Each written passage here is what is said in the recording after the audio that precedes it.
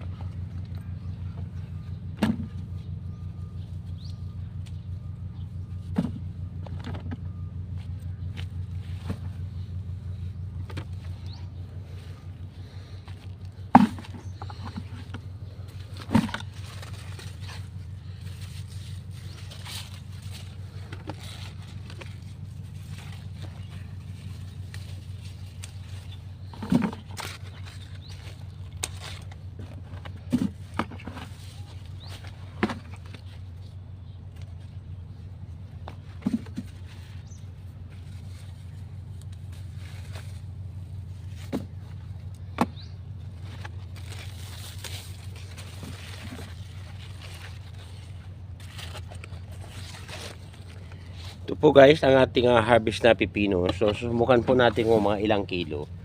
So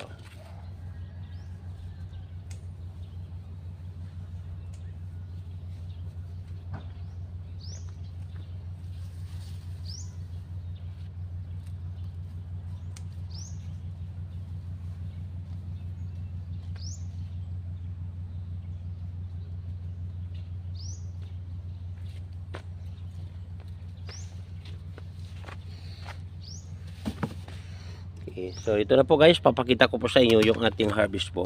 At titimbangin na rin po natin. So nagbabalik po tayo ulit mga ka-hardin dahil po titimbang po tayo ng ating mga sabi natin harvested po na gulay mula po doon sa sabi natin group number 2. Yan po sa plot po ng group number 2. Titimbangin po natin ito para makita natin kung ilang kilo po yung harvest nila.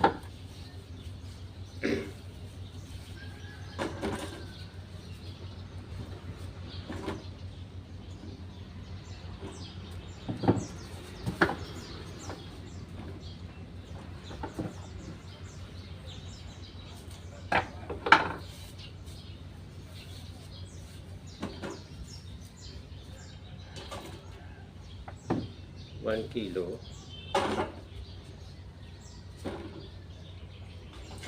2 kilos,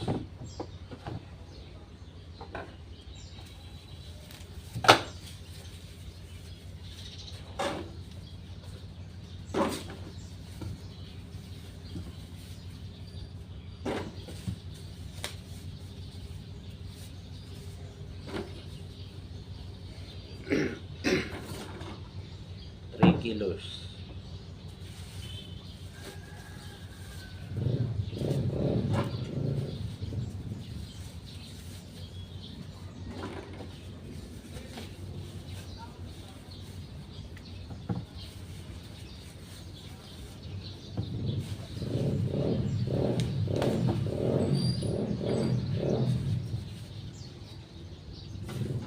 4 kilos,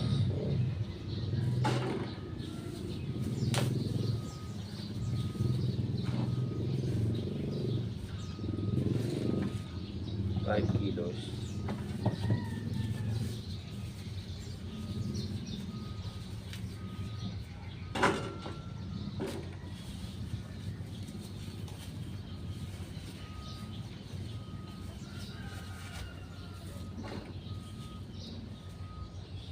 kilos.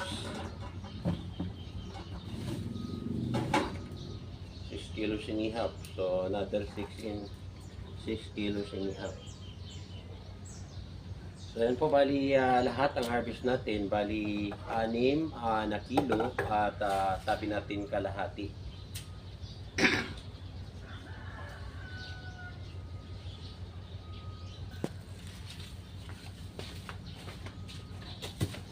Yan po ay babalot na po natin para ready na po for delivery.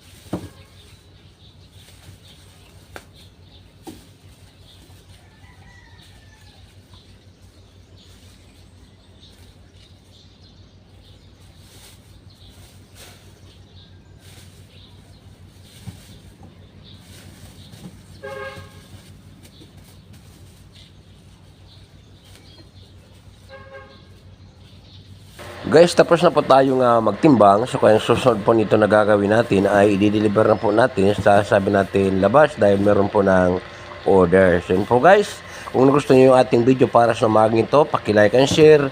At sundan na rin po ako sa aking YouTube channel, Third ni Ronggoro, sa aking Facebook page at George T. Rapsing Farm, at sa aking Facebook account at George T. Rapsing. So maraming salamat sa panunood.